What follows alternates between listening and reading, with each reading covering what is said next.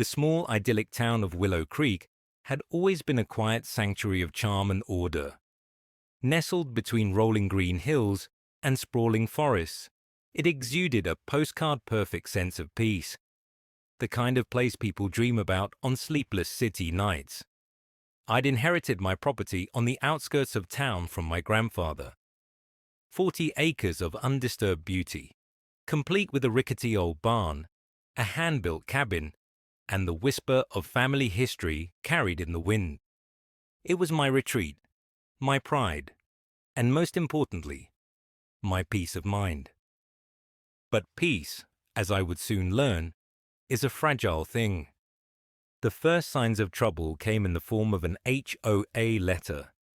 It was curt, boldly printed in capital letters, and sent by none other than Karen Whitmore, the self-appointed dictatorial president of Willow Creek's Homeowners Association. Despite my property being clearly excluded from the HOA jurisdiction, Karen had a knack for pushing the boundaries of her authority. This time, she claimed I was responsible for unsightly debris near my barn. I dismissed the letter, assuming it was a minor annoyance. Karen, as I'd heard in whispers through town, had a tendency to overstep boundaries. People tolerated her because they had no choice. The veneer of polite society in Willow Creek demanded it. But I wasn't part of the HOA. My land was legally outside their reach, and aside from polite nods at the grocery store, Karen and I had no relationship. At least, not yet. Boy, was I wrong. 3 weeks later, I returned from a hiking trip to find surveyor flags dotting the far side of my property. Confused, I followed the bright markers and noted they were arranged in a large rectangle right along the west side of my woods. Then I saw them. Construction vehicles, bulldozers, excavators, dump trucks, all parked just feet from my land's boundary line, as if they were poised for war. I spotted Karen standing near one of the trucks, clipboard in hand. Her blonde bob hairdo looked as sharp as her no-nonsense, pressed khaki blazer. A group of men in hard hats surrounded her, nodding as she pointed furiously toward my land. "Karen!" I yelled, storming through the tree line like a tornado. "What the hell is this?" She turned, her perfectly lined eyes narrowing behind oversized sunglasses.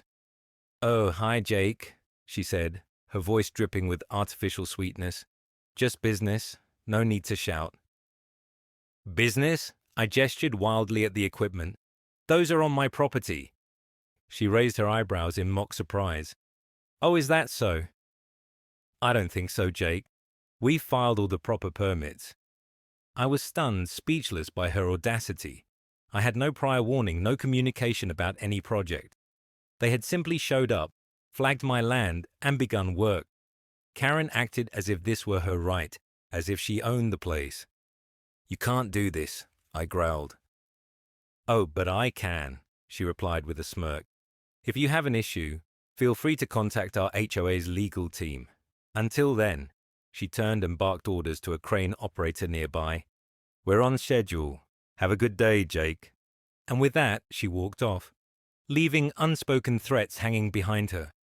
I wasn't just angry. I was livid. The sheer arrogance.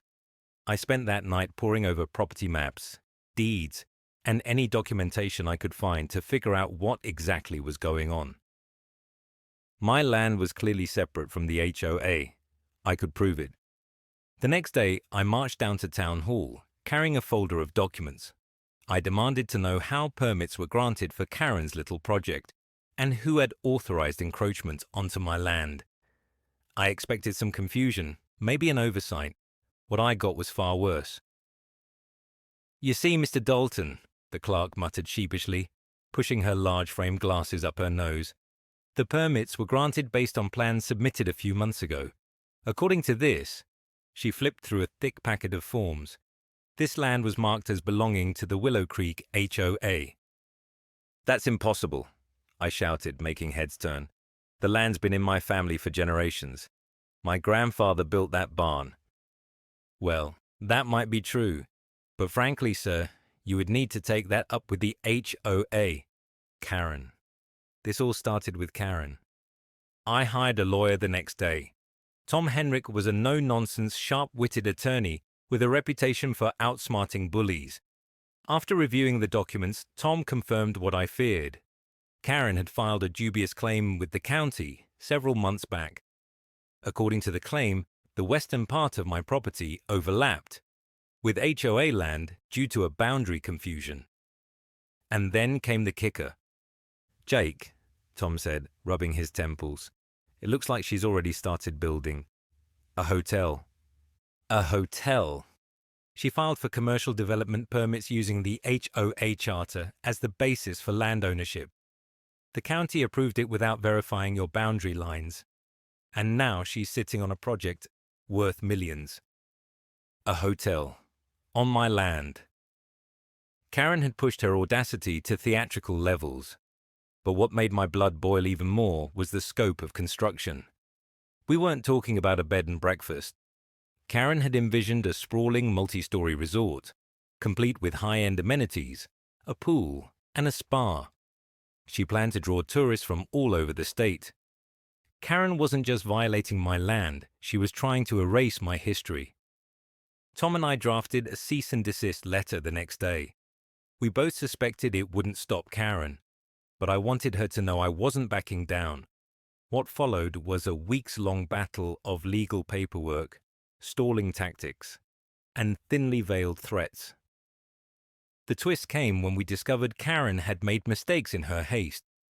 While she'd convinced the county to grant approval for construction, she had badly underestimated one thing: ownership. All her permits hinged on the success of her fraudulent claim over my property lines. If that failed, the entire hotel project would unravel. Tom and I devised a strategy. We challenged her claim with a countersuit to prove my property boundary was untouched. But we didn't stop there. Underneath the confusing web of HOA charters and county permits, we found a curious clause relating to commercial developments conducted on personal property. It stated, in no uncertain terms, that if construction occurred on land found to belong to an individual owner, the title to the development would default to the rightful landowner. Karen wasn't just building a hotel on my land. She was building my hotel. The next few weeks were a blur of legal preparation and construction chaos. On one hand, Karen's hotel was rising fast. The sight of steel beams and concrete foundations stabbing into the soil of my land made my blood boil daily. On the other hand, my legal battle against Karen was gaining traction. The countersuit Tom and I filed hit her like a freight train, and her confidence began to crack like the cheap facade it truly was. Karen made no attempt to address me directly after she received our legal notice. Instead, she had her HOA lawyer send an endless stream of demands, counterclaims, and distractions. Her legal tactic was clear: confuse the situation, delay court proceedings, and hope the construction would be finished before a final judgment. That way, she could argue the hotel existed as an operational business and was too valuable to demolish. But I wasn't falling for it. This wasn't just about the land anymore. It was about principle, about refusing to be steamrolled by her greed and gall. Tom and I had become something of a regular fixture at the county record office, poring over 20-year-old survey documents, property tax records, and any scrap of evidence that could reinforce our case. Slowly but surely, a picture began to form, not just of my land's rightful boundary, but of Karen's deeper motives. Her hotel wasn't just a vanity project.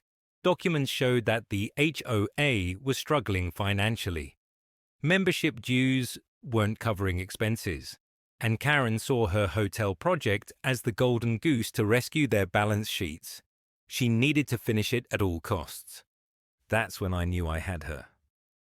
Karen's first real sign of panic came when Tom requested an expedited court hearing. The look on her face when I passed her outside the courthouse was pure ice. Her usual smirk was gone, replaced by a tight, nervous expression. For once, Karen Whitmore was speechless. The hearing was short but critical. Tom presented our counterclaims with irrefutable evidence, showing that Karen's project was not only flagrant trespassing, but outright fraud. County officials squirmed as the details emerged. It became clear they had rubber-stamped Karen's permits without proper scrutiny.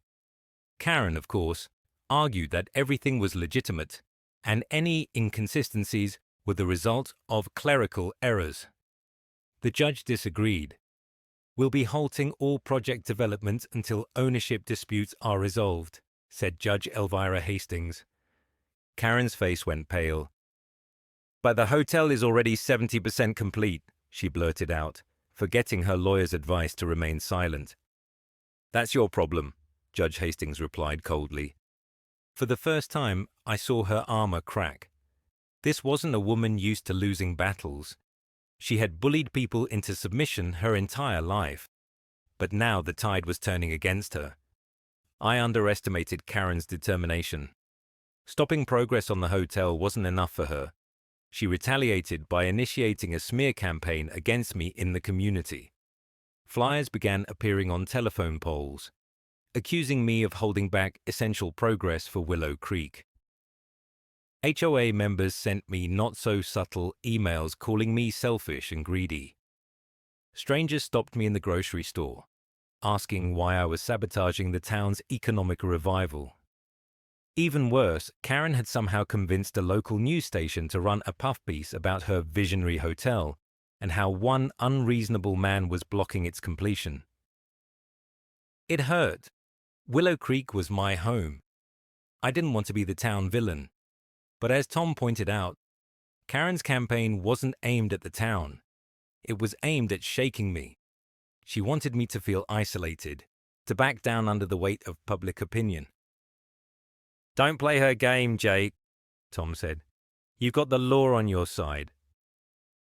I nodded, but deep down I knew the fight was about more than that. Karen relied on control, and the more I refused to bow to her will, the more desperate she would become. Finally, the court date for the final ownership hearing arrived. Karen strutted into the courtroom in heels so tall, it was clear she thought of this as a business meeting rather than a legal reckoning. She greeted the judge with forced charm and took her seat with theatrical flair. Tom, meanwhile, was a stone wall of quiet confidence. When our turn came, he laid out the unassailable evidence. Property maps, historical boundaries, even written testimony from my late grandfather's old friends, who remembered helping him clear the land years before Karen had even moved to Willow Creek. But the real knockout punch came in the form of a clause Karen hadn't read carefully in her quest for dominance. The Commercial Developers Clause. Tom highlighted it with unsettling precision, noting that the very permits Karen had obtained ensured that the hotel, if built on contested land proven to belong to me, would legally default to my ownership. Karen leapt to her feet. "This is ridiculous. You can't just steal the hotel I built," she shrieked. Any veneer of politeness was gone now. Her desperation spilled out in front of the entire courtroom like a toddler's tantrum. The judge stared her down with no sympathy. "Miss Whitmore, it's not Mr. Dalton stealing the hotel. It was you who began construction without proper legal confirmation of land ownership." Karen's lawyer tried to interject, but the judge raised a hand to silence him. "The law is clear." She adjusted her glasses and looked directly at me. "Mr. Dalton, the court finds that your land ownership is valid. Any developments on said property now fall under your rights." I felt a rush of vindication, a release of months of pent-up anger and frustration.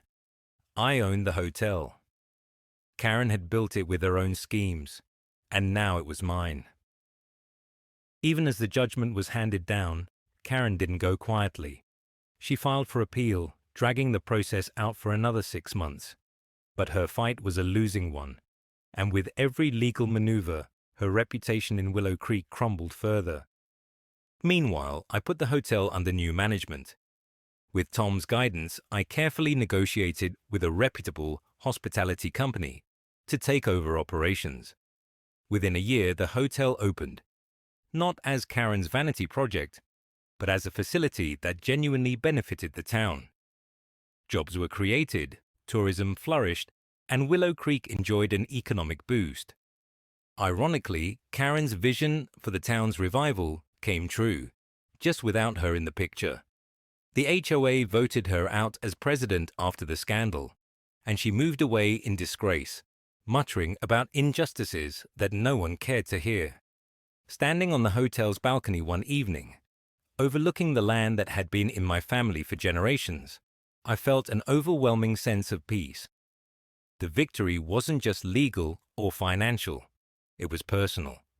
I had fought for what was mine and won against someone who thought they could take it all. The hotel thrived, and my land remained untouched where it mattered most to me. Karen may have walked into my legal trap, but in the end, her schemes built more than just a hotel. They built a legacy, for me, for Willow Creek, and for everyone who had to fight against people like her. And it was glorious. Karen, true to form, wasn't ready to give up. Despite her public disgrace and the mounting legal fees that her appeals were racking up, she made one final attempt to claw back her perceived losses. She dragged the case up to the state appeals court, citing unjust enrichment and claiming that I had somehow orchestrated the entire affair to steal her development. It was the legal equivalent of throwing spaghetti at the wall to see what stuck. Tom, steadfast as always, waved away Karen's allegations like a bad smell. "Don't worry, Jake. These are desperation tactics. She knows she doesn't have a leg to stand on." And he was right. The appeals court didn't even deliberate for long. After reviewing the evidence and the judge's prior ruling, the panel dismissed Karen's case entirely, leaving her with no further recourse. But the final appeal wasn't without its fireworks. During a brief recess in the courtroom, Karen cornered me in the hallway. Her once pristine professionalism was gone. Her hair was frizzed, her face drawn with frustration. You planned this, didn't you?" she spat through gritted teeth, jabbing her manicured finger into my chest. "You played me." I stepped back, leveling her with a calm stare. "You did this to yourself, Karen. You were so busy trying to control everything and everyone that you never stopped to think it might backfire. You'll regret this," she hissed, trembling with rage. "You'll regret every second of this." But her words felt hollow now. Karen was a queen without a kingdom, a tyrant dethroned by her own hubris. Seeing her like this, flailing against reality, I realized I didn't need to say anything more. Her world had already crumbled. After the final ruling, the town of Willow Creek breathed a collective sigh of relief. With Karen's reign over, the HOA shattered, and her appeals crushed, the hotel was finally free to operate under my management. Thanks to the deal I'd made with a hospitality company, it opened on schedule with the promise of bringing new jobs and visitors to the community. It was strange at first to see the building stand there, gleaming and modern on land that had once been fiercely private to me. But I made my peace with it. By owning the hotel, I made certain it wouldn't destroy the land's natural beauty or disrupt the balance of the town. Any worries I had dissolved the day I saw families checking in, their kids laughing as they splashed in the pool, the local staff smiling as they worked at a business that treated them well. Willow Creek began to thrive in ways I'd never expected. The influx of tourists brought life to the quiet streets. Shops flourished, restaurants expanded, and for once, the sleepy town had a vibrant energy that still managed to preserve its charm. The balance between progress and preservation had been struck, and I couldn't help but feel a bit of pride that the hotel I now owned was part of it. Karen, on the other hand, was nowhere to be seen. News traveled that she'd sold her house and fled Willow Creek soon after the final ruling. Some said she moved to a larger city to start fresh. Others whispered that her finances were in ruins after the long legal battles. Whatever the truth, she left quietly, without the grandstanding that had defined her presence in town. The HOA elected a new president, a sensible and kind woman named Linda, who made it her mission to undo much of the mess Karen had left behind. Under Linda's leadership, the HOA adopted a more cooperative and community-focused approach, and for the first time in years, people began to feel like the HOA wasn't an adversary, but a helping hand. Karen had once made herself the center of Willow Creek, but now her absence left barely a ripple. With the chaos behind me, I turned my attention back to the land. The hotel stood on a section of the property that was once untamed woods, but the majority of my acreage remained as it had always been. I restored my grandfather's old barn and even started planting a small orchard beside it, a tribute to the generations of my family that had called this land home. Every tree I planted felt like a small victory, a way of reclaiming my corner of the world. The hotel became a success story, but I didn't care much for the money. What mattered most was what it symbolized. It was proof that even when someone tried to take what's rightfully yours, you could stand your ground and come out stronger. One evening, I stood on the hotel's rooftop terrace, the same spot where Karen must have once stood, envisioning her empire. The view stretched wide over Willow Creek. I could just make out the lights of my cabin in the distance, cozy and untouched. The air smelled like pine and the faint hum of crickets sounded below. Life had a funny way of surprising you. When this battle began, it was about holding on to what was mine, about refusing to be bullied by someone who thought they could win through sheer force of will. But in the end, it became about something bigger. It became about proving that greed and manipulation don't have to win, that even in the face of sharp suits and clever lies, the truth still mattered. I took a deep breath, feeling the cool breeze wash over me. The land was mine. The hotel was mine. And my peace of mind, so rudely taken from me months ago, had been returned tenfold. Karen walked into my legal trap, thinking she could take everything from me. Instead, she left with nothing, and I was finally free to rebuild not just my land, but my life, one step at a time. Smiling, I stepped back from the railing and headed inside, ready to create the next chapter in my story.